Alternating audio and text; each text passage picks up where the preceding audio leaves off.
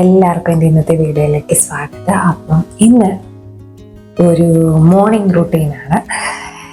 ഇന്ന് എന്താ പറയുന്നത്, രാവിലത്തെ കുറച്ച് തിക്കും തിരക്കുകളൊക്കെ കാണിക്കാമെന്ന് വിചാരിച്ചു. അപ്പോൾ ഇന്നൊരു വീക്ക് ഡേ ആണ്. അപ്പം ഇന്ന് എന്താ പറയുന്നത്, രാവിലത്തെ തിക്കും തിരക്കെന്ന് പറയുന്നത് നമുക്ക് ബ്രേക്ക്ഫാസ്റ്റും ലഞ്ചും എല്ലാം ഉണ്ടാക്കണം. അപ്പം എല്ലാ തവണത്തെ പോലെയും ലഞ്ചിനുള്ള പരിപാടികളൊക്കെ ഞാൻ ഓൾറെഡി പ്രിപ്പയർ ചെയ്ത് വെച്ചിട്ടുണ്ട്. പിന്നെ ലഞ്ചിന് ശ്രീഹരിക്കും അവിയൽ, കാമെഴുക്കുവരട്ടി, ഫിഷ് കറി, പിന്നെ മോരച്ചത്. ഇത്രയുമാണ് എൻ്റെ മനസ്സിലെ പ്ലാൻ. ലഞ്ചിന് നമ്മൾ ഉണ്ടാക്കുന്നതും കൊടുത്തു വിടുന്നതും എല്ലാം സെയിം തന്നെയാണ്. ഇത് ആണ് വിചാരിച്ചിരിക്കുന്നത്.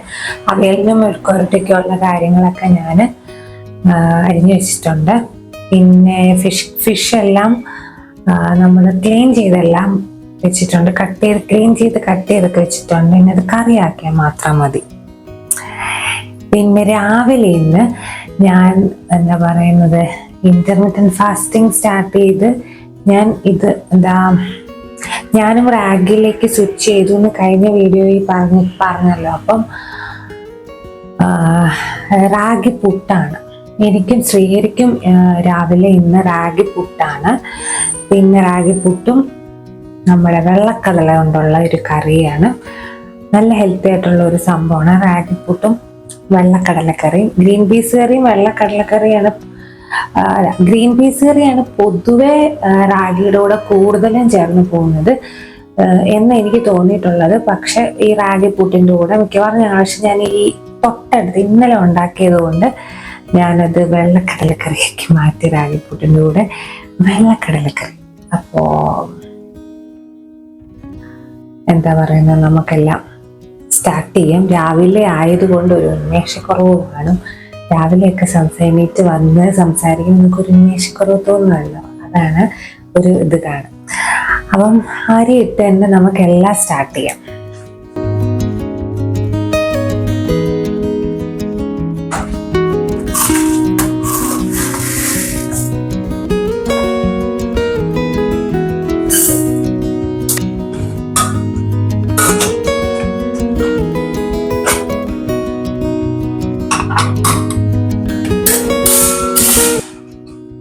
നമുക്ക് കടല വേവിക്കാൻ വെക്കാം.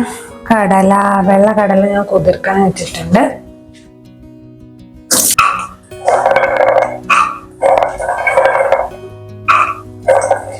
ഇതൊരു എളുപ്പം ഈസി ആയിട്ട് നമുക്ക് ഉണ്ടാക്കാൻ പറ്റുന്ന കടലക്കറിയാണ് വെള്ളക്കടലക്കറി. പ്രത്യേകിച്ച് വഴറ്റിലും കാര്യങ്ങളൊന്നും ഞാനിപ്പോൾ ഇവിടെ ചെയ്യാൻ പോകുന്നില്ല. ഇങ്ങനത്തെ ദിവസങ്ങളിലൊക്കെ മിക്കവാറും അങ്ങനെ ആയിരിക്കും ചെയ്യുന്നപ്പം ഇതിൻ്റെ കൂട്ടത്തിൽ ആഡ് ചെയ്യാനുള്ള സംഭവങ്ങളൊക്കെ ഞാൻ നേരത്തെ റെഡിയാക്കി വെച്ചിട്ടുണ്ട്. അത് നമുക്ക് എടുത്തുകൊണ്ട് വരാം.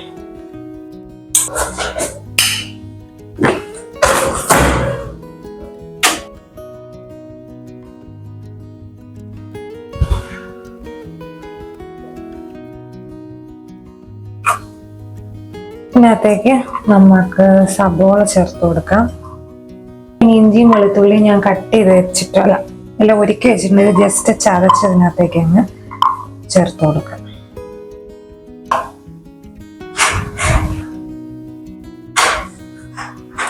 ഇഞ്ചിയും വെളുത്തുള്ളിയും ചതച്ച് ചേർത്ത് കൊടുത്തു. ഇനി നമുക്ക് തക്കാളിയും കൂടെ ചേർത്ത് കൊടുക്കാം.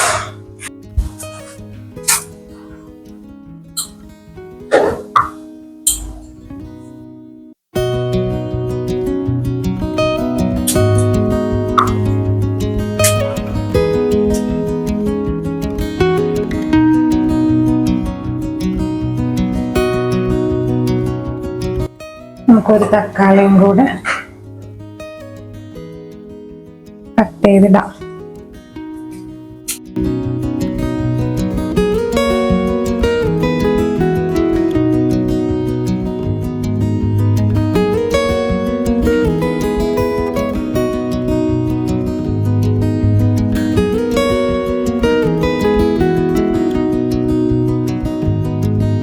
ഇതിനകത്തേക്ക് ഉപ്പും മഞ്ഞപ്പൊടിയും ചേർത്ത് കൊടുക്കും. ശ്രീഹരി നേരത്തെ എണീറ്റ് വന്നിട്ടുണ്ട്. നേരത്തെ എണീറ്റ് വന്ന് ചായ ഒക്കെ വെച്ച് ഇതായിട്ടുണ്ട്. അപ്പം നമ്മൾ കടല വെച്ചൊരു ശ്രീഹരി കൊണ്ടുവന്ന് പാൽ തിളപ്പിക്കാൻ വെച്ചതാണ്. ഇനിയിപ്പോൾ എനിക്ക് അവിയലും മെഴുക്കുവരട്ടിയും സാധാരണ ഞാൻ ലഞ്ചിൻ്റെ ഒക്കെ കുക്ക് ചെയ്ത് കഴിഞ്ഞിട്ട് എണീറ്റ് വരത്തുള്ളൂ. ഇന്ന് നേരത്തെ എണീറ്റ് വന്നിട്ടുണ്ട് എൻ്റെ ഒരു സമയം താമസിപ്പിക്കാൻ വേണ്ടിയിട്ട്.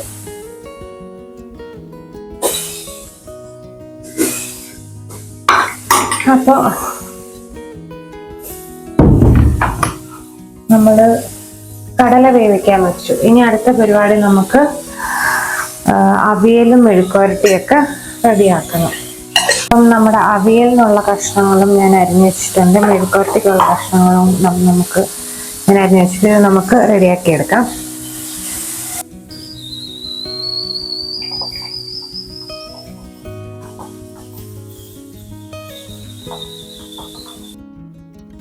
അപ്പം ഇതാണ് എൻ്റെ കയ്യിൽ ഉണ്ടായിരുന്ന കഷ്ണങ്ങൾ എല്ലാം വെച്ച് ഞാൻ അവിയൽ റെഡിയാക്കിയാണ്. മുരിങ്ങയ്ക്ക ഒന്നുമില്ല, പിന്നെ ഞാൻ ക്യാരറ്റ് ഇരിപ്പുണ്ടായിരുന്നു, പക്ഷെ ക്യാരറ്റും ചേർത്തില്ല. കാരണം വെള്ളരിക്ക, പടവലങ്ങ, ചേന, കായ്, പയറ്, കോവയ്ക്ക ഇതൊക്കെ ഉണ്ടായിരുന്നു. ഇത് നമുക്ക് വേവിച്ചെടുക്കാം. ഉപ്പ്, മഞ്ഞൾപ്പൊടി, മുളക് പൊടി, കുറച്ച് കറിവേപ്പില.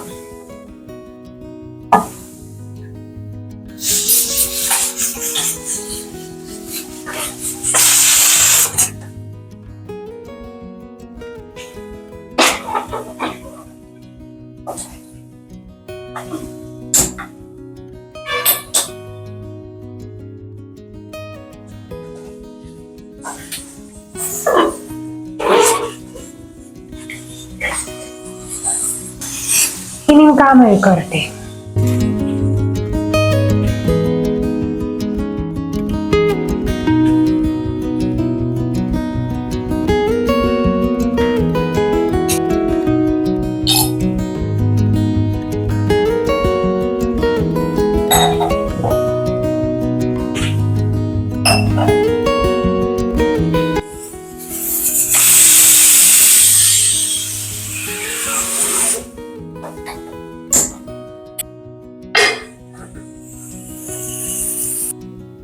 അപ്പൊ നമ്മൾ ഇത്തരം കാര്യങ്ങളൊക്കെ അടുപ്പത്ത് കയറ്റി, ചോറ് വെന്തു, കടല വേവിക്കാൻ വെച്ചു, അവിയൽ വേവിക്കാൻ വെച്ചു, മെഴുക്കുവരട്ടിക്കുള്ളത് വേവിക്കാൻ വെച്ചു. അപ്പോഴാണ് ഈ കാര്യം ഞാൻ ആലോചിച്ചത്, ഇങ്ങനെ തേങ്ങ തിരിഞ്ഞ് വെക്കാൻ മറന്നുപോയി. അപ്പൊ തേങ്ങ തിരുമ്മണം, മീൻകറി വെക്കണം. ഈ രണ്ട് കാര്യങ്ങളുണ്ട്.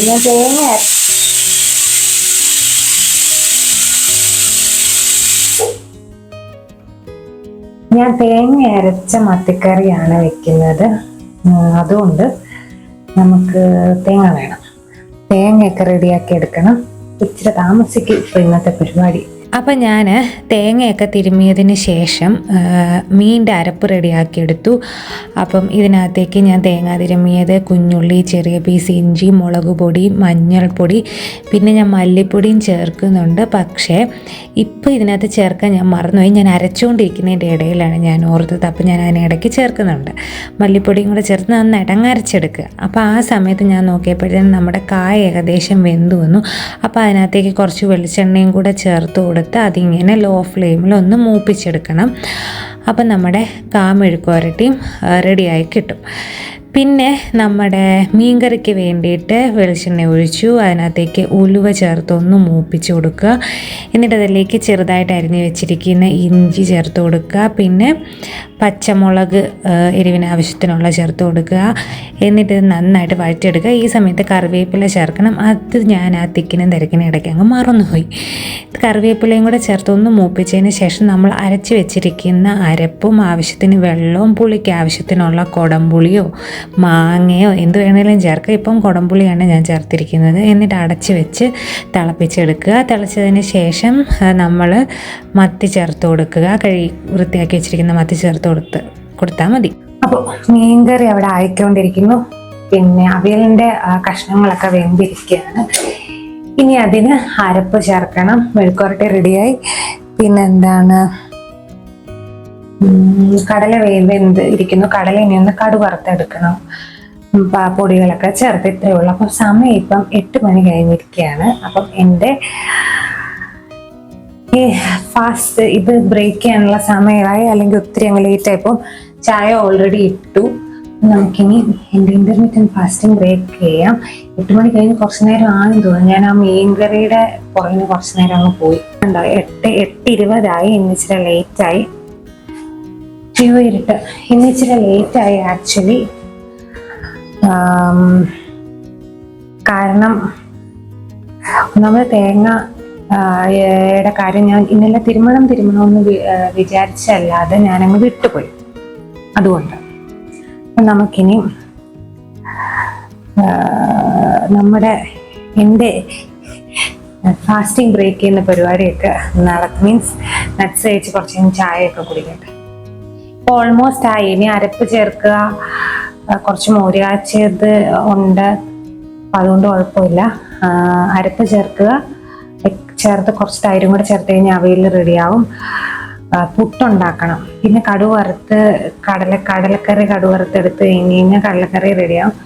പിന്നെ മോര് കാച്ചിയ മീൻ ഇപ്പം ആവുമല്ലോ, മോര് കാച്ചിയത് ഉണ്ട്. അപ്പം ഇതെല്ലാം കൂടെ അപ്പം പെട്ടെന്ന് റെഡിയാവും. പുട്ട് എളുപ്പമാണ്. പുട്ട് നനയ്ക്കുക, വെക്കുക, അത്രേ പരിപാടിയല്ലേ ഉള്ളൂ. അപ്പം നമുക്ക് ഇനി ഞാൻ എൻ്റെ ചായ കുടിക്കട്ടെ.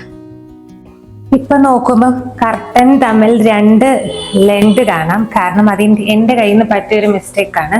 ഞാൻ ഈ വശത്തെ കർട്ടൻ്റെ ലെങ്ത് എല്ലാം കറക്റ്റായിട്ട് അളന്ന് എല്ലാം ഞാൻ ചെയ്തു. പക്ഷെ അപ്പുറത്തെ വശത്തെ ഞാൻ ലെങ്തിൽ എന്തോ ഒരു മാറ്റം വരുത്തി. ഞാൻ എൻ്റെ ഷോർട്ട്സ് ഇട്ടിട്ടുണ്ട്, ആ ഒരു ഫാബ്രിക് ഫ്യൂഷൻ ടേപ്പ്, അത് അത്യാവശ്യം കൊള്ളാം. അപ്പം അതിൻ്റെ ലെങ്ത് എടുത്തപ്പോൾ എന്തോ ഒരു മാറ്റം വന്നു. അതിന് എനിക്ക് വീണ്ടും ചെയ്യണം. അത് വീണ്ടും എനിക്ക് ഇതെല്ലാം അപ്പം അത് ഞാനങ്ങ് ഇട്ടു. ഒരാഴ്ച കൂടുതലായപ്പാണ് പറ്റിയിട്ട് എനിക്കിതൊരു മാറ്റാനുള്ള ഒരു സമയം കിട്ടിയിട്ടില്ല. അതാണ് ഇങ്ങനെ കർട്ടന്റെ ലെങ്ത് 2ആയിട്ട് കാണുന്നത്. ഒരു വ്യത്യാസം ലെങ്ത് എടുത്ത് ഞാൻ മടക്കി തേച്ചപ്പെടുത്തും. അത് സാരമില്ല, അത് നമുക്ക് ഈസി ആയിട്ട് അത് വിട്ടുവരും. അത് ഇങ്ങനെയുള്ള പരിപാടിക്കാണ് എനിക്ക് തോന്നുന്നത് നമുക്ക് ഡ്രസ്സിനൊന്നും ചെയ്യാൻ പറ്റത്തില്ല എന്ന് എനിക്ക് തോന്നുന്നു. ഈ ഫാബ്രിക് ഫ്യൂഷൻ ടേപ്പ് വെച്ച് തേച്ച് അതിന്റെ ലെങ്ത് കുറയ്ക്കുന്ന അല്ലെങ്കിൽ ടൈറ്റ് ആക്കുകയോ എല്ലാം ചെയ്യുന്ന ഡ്രസ്സിന് ചെയ്യാൻ പറ്റത്തില്ല എന്ന് തോന്നുന്നു. പക്ഷേ കർട്ടൻ പരിപാടിയൊക്കെ കൊള്ളാം. അതിങ്ങനെ ഞാനത് ഇളക്കി വെച്ചിട്ടുണ്ട്. അതിങ്ങനെ പൊളിച്ചെടുത്ത് കഴിഞ്ഞ് കഴിഞ്ഞാൽ നമുക്കതിങ്ങനെ ഇളക്കി കളയുകയും ചെയ്യാം. വേറെ കുഴപ്പമൊന്നുമില്ല. എന്നിട്ട് നമുക്ക് വീണ്ടും ഒന്നുകൂടെ തേച്ചെടുത്താൽ മതി. കുറച്ചുകൂടെ ലെങ്ത് കുറയ്ക്കണമായിരുന്നു. അങ്ങനെ ഒരു അബദ്ധം പറ്റിയിട്ടിരിക്കുക. കഴിഞ്ഞതിന് മുന്നിലത്തെ ആഴ്ച ഞാനിത് ചെയ്തതാണ്, പക്ഷെ അബദ്ധം പറ്റി. അത് പിന്നെ എനിക്ക് കഴിഞ്ഞ ആഴ്ച ഒന്നും പനിയൊക്കെ ആയതുകൊണ്ട് നമുക്ക് മാറ്റാൻ പറ്റിയില്ല. എനിക്ക് ഈ ആഴ്ച അത് മാറ്റി എല്ലാം റെഡിയാക്കണം. അപ്പൊ ഇനി നമുക്ക് ചായ കുടിക്കാൻ സമയം പോകുന്നു.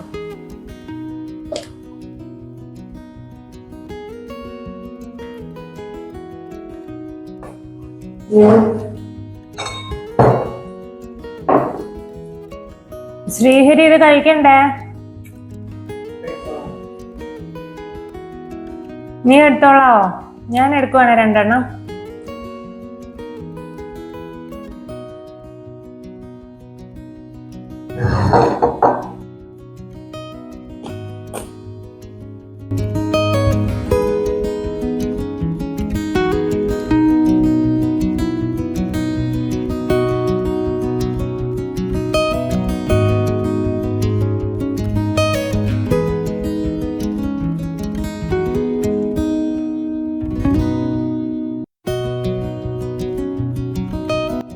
ഞാനിപ്പോഴേ ഈ നടത്തം വർക്കൗട്ട് കാര്യങ്ങളൊക്കെ ഇല്ലേ നമ്മുടെ, അതൊക്കെ ഞാൻ മിക്കവാറും വൈകുന്നേരത്തേക്കും സമയം പോലെയാണ്. എന്താണെന്ന് അറിയത്തില്ല, ഇവിടെ വന്നു കഴിഞ്ഞപ്പോഴത്തേന് ആ റുട്ടീൻ അങ്ങോട്ട് രാവിലെ ആണെങ്കിലും മറ്റത് ഞങ്ങൾ പെട്ടെന്ന് പോയി നടന്നിട്ട് വരും. അപ്പം ആ റുട്ടീൻ അങ്ങോട്ട് രാവിലത്തെ ആ ഒരു നടത്തം അല്ലെങ്കിൽ ഒരു എക്സർസൈസ് അതങ്ങോട്ട് സെറ്റ് ആവുന്നില്ല. അവിയലിന്റെ അരപ്പൊന്നും ഞാൻ കാണിക്കുന്നില്ല. അവിയലിന്റെ ഞാൻ കുറെ കാണിച്ചിട്ടുള്ളതാണ്, അതുകൊണ്ടാണ്. ജസ്റ്റ് ഞാൻ ചെയ്യുന്നത് തേങ്ങ, കറിവേപ്പില, പച്ചമുളക്, കുഞ്ഞുള്ളി ഇത് ഇത്രയും ചേർത്ത് ചതച്ച് ഇതിനകത്തേക്ക് അങ്ങ് ചേർക്കുക. അപ്പം അത് നമുക്ക് ചെയ്യാം. അപ്പോൾ അവിയലിൻ്റെ അരപ്പിനകത്ത് പച്ചമുളക്, ജീരകം, കുഞ്ഞുള്ളി, കറിവേപ്പില, ഇത്രയും കാര്യങ്ങളൊക്കെയാണ് ചേർത്തിരിക്കുന്നത് തേങ്ങയുടെ കൂട്ടത്തിൽ. അതൊന്ന് ജസ്റ്റ് ചായച്ചെടുത്ത് അതിനകത്ത് വെച്ച് നന്നായിട്ട് അങ്ങ് ആവി കയറ്റിയെടുത്ത് കഴിഞ്ഞ് കഴിഞ്ഞാൽ അവിയൽ റെഡിയാവും. മീൻകറി ഇവിടെ മീനെല്ലാം വെന്തിരിപ്പുണ്ട്. ഇനിയും കുറച്ച് കറിവേപ്പിലയും കൂടി ചേർത്ത് കഴിഞ്ഞാൽ അടിപൊളിയായിരിക്കും. എണ്ണ ഒഴിക്കണമെന്നില്ല, കാരണം നമ്മൾ എണ്ണ മൂപ്പിച്ചല്ലേ എല്ലാം ചേർത്തിരിക്കുന്നത്. വെളിച്ചെണ്ണ ഒഴിക്കണമെങ്കിൽ ഒഴിച്ചാൽ മതി. പിന്നെ നമുക്കിനിയും ഇതിലേക്ക് എന്താ ചേർത്ത് കൊടുക്കണ്ടേ? കടലക്കറി ഒന്നുമില്ല, ജസ്റ്റ് എണ്ണ ഒഴിക്കുക, കടുക് മുളകൊക്കെ ഇട്ട് കടുക് വറക്കുക, പിന്നെ കുഞ്ഞുള്ളി ഇട്ട് മൂപ്പിക്കുക. ഞാൻ ഇന്നത്തെ ദിവസം കറിവേപ്പില എന്ന് പറയുന്ന സംഭവം എടുക്കാൻ അങ്ങ് മറന്നുപോയെന്ന് തോന്നുന്നു കേട്ടോ. ഇതിന് എൻ്റെ കൂടെ എല്ലാം കറിവേപ്പില ചേർക്കണം. എന്നിട്ട് മഞ്ഞൾപ്പൊടി, മുളക് പൊടി, മല്ലിപ്പൊടി, ഗരം മസാലപ്പൊടി, കുറച്ച് ചിക്കൻ മസാലപ്പൊടി ഇത്രയും ചേർത്ത് ചെറുതായിട്ടൊന്ന് എന്താ പറയുന്നത് കരിഞ്ഞു പോകാതെ പൊടികളൊക്കെ ഒന്ന് മൂപ്പിച്ചെടുക്കുക. ഇത്രയും പൊടികളാണ്: മഞ്ഞൾപ്പൊടി, മല്ലിപ്പൊടി, മുളക് പൊടി, ഗരം മസാലപ്പൊടി, കുറച്ച് ചിക്കൻ മസാലപ്പൊടി ഇത്രയും ചേർത്ത് ഒന്ന് മൂപ്പിച്ചതിന് ശേഷം നമ്മുടെ വെള്ളക്കടല അതിനകത്തേക്ക് ചേർത്ത് കൊടുക്കുക. ഇനി ഇത് നല്ല പോലെ തിളച്ച് വരണം, നന്നായിട്ട് തിളയ്ക്കണം. ഇതെല്ലാം കൂടെ ലോ ഫ്ലെയിമിലിരുന്ന് ഒന്ന് കുറച്ച് നേരം തിളയ്ക്കണം. അപ്പം ജസ്റ്റ് നമ്മുടെ ഈ കടലയൊക്കെ ഇടയ്ക്കൊന്ന് ഉടച്ചു കൊടുക്കണേ. അപ്പോൾ അതിനിടയ്ക്ക് അരപ്പൊക്കെ റെഡിയായി ആവിയൊക്കെ കയറി വന്നതിന് ശേഷം സ്റ്റൗ ഓഫ് ചെയ്യുക. എന്നിട്ട് ഞാൻ കുറച്ച് തൈരാണ് പുളിക്ക് വേണ്ടിയിട്ട് ഒഴിച്ചു കൊടുക്കുന്നത്. ലാസ്റ്റ് തൈര് ഒഴിക്കുക. പിന്നെ ലാസ്റ്റ് നമ്മുടെ അവിയലിന് കുറച്ച് പച്ച വെളിച്ചെണ്ണയും കറിവേപ്പിലയും കൂടെ ഒക്കെ ചേർത്ത് കഴിഞ്ഞ് ചേർത്തങ്ങ് അടച്ചിട്ടാൽ മതി, അവിയൽ റെഡി ആയിക്കോളും. പ്രത്യേകിച്ചൊരു കാര്യമില്ല. എനിക്ക് പക്ഷേ തൈര് ചേർക്കുന്ന അവിയലിലും ഇഷ്ടം പുളി അല്ലെങ്കിൽ മാങ്ങ ചേർക്കുന്ന അവിയലാണ്. പക്ഷേ എളുപ്പപ്പണി എപ്പോഴും പുളി ചേർക്കുന്നതിലും എളുപ്പം അവസാനം തൈര് ചേർത്തങ്ങ് വെക്കുന്നതാണ്. ലാസ്റ്റ് കുറച്ച് തൈര് ചേർത്താൽ മതിയല്ലോ. പക്ഷേ എനിക്ക് എപ്പോഴും പുളി അല്ലെങ്കിൽ മാങ്ങ ചേർക്കുന്നതാണ് ഇഷ്ടം. കണ്ടോ? ഇനി കുറച്ച് ഇങ്ങനെ കൈ കൊണ്ട്, വെള്ളക്കടല ആകുമ്പോഴത്തേനും കുറച്ച് കൈ കൊണ്ട് നമുക്കിങ്ങനെ ഉടച്ചെടുക്കാൻ പറ്റും. മിക്സിക്കകത്തിട്ട് അടിക്കണമെന്നില്ല വെള്ളക്കടലയ്ക്ക്. അപ്പം നമ്മുടെ ചോറും കൂട്ടാനും ഒക്കെ റെഡിയായി, കടലക്കറിയും റെഡിയായി. ഇനി നമുക്ക് റെഡിയാക്കേണ്ട കാര്യം എന്ന് പറയുന്നത് എന്താണ്? പുട്ടിന് ഞാൻ പറഞ്ഞില്ലേ റാഗി പുട്ടാണ് ഞാനിന്ന്. ഇനിയിപ്പം ഞാൻ എൻ്റെ ദോശമാവ് തീർന്നു. റാഗി ഉഴുന്ന് അരച്ച് തീർന്നു. അപ്പം തീരുമ്പോൾ ഞാൻ ഈ റാഗി പുട്ടിടും. ഇന്ന് എനിക്ക് പിന്നെ വെള്ളത്തിലിട്ട് എല്ലാം കുതിർത്ത് നാളത്തേക്ക് അരച്ചു വെക്കണം. അപ്പോൾ ഇത് ഞാൻ ഡബിൾ ഹോൾസിൻ്റെ എടുത്തിരിക്കുന്നത്. ഞാൻ നേരത്തെയൊക്കെ എലൈറ്റിൻ്റെ ഞാൻ സ്ഥിരം യൂസ് ചെയ്യുന്ന, ഇപ്പോൾ ഇത്തവണ പോയപ്പോൾ എലൈറ്റിൻ്റെ കണ്ടില്ല. എലൈറ്റിൻ്റെ പുട്ടുപൊടി, റാഗി പുട്ടുപൊടി എനിക്കിഷ്ടമാണ്. ഡബിൾ ഹോൾസിൻ്റെ ഞാൻ ചെയ്യാൻ പോകുന്നതേ ഉള്ളൂ, ആദ്യമായിട്ട് യൂസ് ചെയ്യുക. ഡബിൾ ഹോൾസിൻ്റെ ആണ്. മറ്റേ വൈറ്റ് നമ്മുടെ സാധാരണ പുട്ടുപൊടി, അരിയുടെ പുട്ടുപൊടി ഡബിൾ ഹോൾസിൻ്റെ ആണ് ഞാൻ യൂസ് ചെയ്യുന്നത്. നമുക്ക് ഇത് എങ്ങനെ ഉണ്ടെന്ന് നമുക്ക് ട്രൈ ചെയ്യാം. അപ്പം ആവശ്യമുള്ള റാഗിപ്പൊടി എടുക്കുക. ഇത് സാധാരണ പുട്ട് നമ്മുടെ വീട്ടിലൊക്കെ പൊടിക്കുന്ന പുട്ടുപൊടിയില്ലേ, അത് കുഴയ്ക്കുന്ന പോലെയാണ് കുഴിക്കുന്നത്. അല്ല ഡബിൾ ഹോഴ്സിൻ്റെ മറ്റേ വൈറ്റ് പുട്ടുപൊടി കുഴയ്ക്കുന്ന പോലെ അല്ല, ഇങ്ങനെ വെള്ളം ഒഴിച്ചിടുകയല്ല ചെയ്യുന്നത്. ഞാനപ്പോൾ പുട്ടുപൊടി റാഗി ചെയ്യുന്നത് കുറച്ച് നെയ്യും കൂടെ ചേർക്കുക, ഉപ്പും കുറച്ച് നെയ്യും കൂടെ ചേർത്ത് ആദ്യം ഒന്ന് മിക്സ് ചെയ്യുക. എന്നിട്ട് അതിലേക്ക് കുറച്ച് വെള്ളം തളിച്ച് നമ്മുടെ സാധാരണ പുട്ട് കുഴയ്ക്കുന്ന പോലെ അങ്ങ് കുഴച്ചെടുക്കുക. അത്രയേ ഉള്ളൂ പരിപാടി. ഇങ്ങനെ വെള്ളം ആവശ്യത്തിന് വെള്ളം ആയി കഴിയുമ്പോൾ നമ്മളിങ്ങനെ ഉണ്ട പിടിക്കുമ്പോഴത്തേനും ഉണ്ടയാവുകയും ചെയ്യണം, എന്നാൽ അത് പൊടിക്കുമ്പോഴത്തേനും അത് പൊടിഞ്ഞു വരികയും ചെയ്യണം. അങ്ങനെയാണല്ലോ നമ്മുടെ പുട്ടിൻ്റെ ഒരു പരുവം. നമ്മൾ പിടിക്കുമ്പോൾ ഉണ്ട പിടിക്കുകയും ചെയ്യണം, അത് പൊടിക്കുമ്പോൾ അത് പൊടിഞ്ഞു പോവുകയും ചെയ്യണം. അങ്ങനെയാണ് നമ്മൾ പുട്ടുപൊടിക്ക് സാധാരണ അതിൻ്റെ പരുവം നോക്കുന്നത്. അപ്പം ആ രീതിയിൽ പുട്ട് റെഡിയാക്കി എടുക്കുക. എന്നിട്ട് എനിക്ക് കുറച്ച് തേങ്ങ ഇടുന്ന ഇഷ്ടമാണ്. എനിക്ക് ആക്ച്വലി പുട്ടിന് കുറച്ച് തേങ്ങ മുന്നിൽ നിൽക്കുന്നത് ഭയങ്കര ഇഷ്ടമാണ്. ചിലപ്പോഴൊക്കെ അപ്പോൾ ഞാൻ ഇതുപോലൊക്കെ എടുക്കുക, എപ്പോഴും ഒന്നും എടുക്കത്തില്ല. എനിക്ക് ഇപ്പോൾ റാഗി ആണെങ്കിലും സാധാരണ പുട്ടാണെങ്കിലും ഗോതമ്പ് പുട്ടാണെങ്കിലും എനിക്ക് പുട്ട് പൊതുവേ ഇഷ്ടമാണ്. എല്ലാ പുട്ടും എനിക്കിഷ്ടമാണ്. അപ്പം അതിനകത്ത് പക്ഷേ എനിക്കിങ്ങനെ തേങ്ങ കയറി നിൽക്കുന്നത് എനിക്ക് ഭയങ്കര ഇഷ്ടമാണ്. അപ്പോൾ ഞാൻ ഇന്ന് കുറച്ച് തേങ്ങയൊക്കെ ഇട്ടാണ് എടുക്കുന്നത്. അപ്പം അങ്ങനെ ലെയർ ചെയ്ത് സാധാരണ പുട്ട് ആവി കയറ്റി എടുക്കുന്ന പോലെ അങ്ങ് ആവി കയറ്റിയാൽ മതി. ഞാൻ എപ്പോഴും വെക്കുന്നത് ഈ പുട്ട് ആവി കയറ്റാൻ വേണ്ടിയിട്ട് വെക്കുന്നത് എങ്ങനെയാണെന്ന് വെച്ച് കഴിഞ്ഞാൽ, ആദ്യത്തെ അതൊരു ആവി വരുമ്പം ഫുൾ ഒരു ആവി ആ 3 ഹോളിൽ കൂടെ കയറുന്നിടം വരെ കൂട്ടി വെക്കും.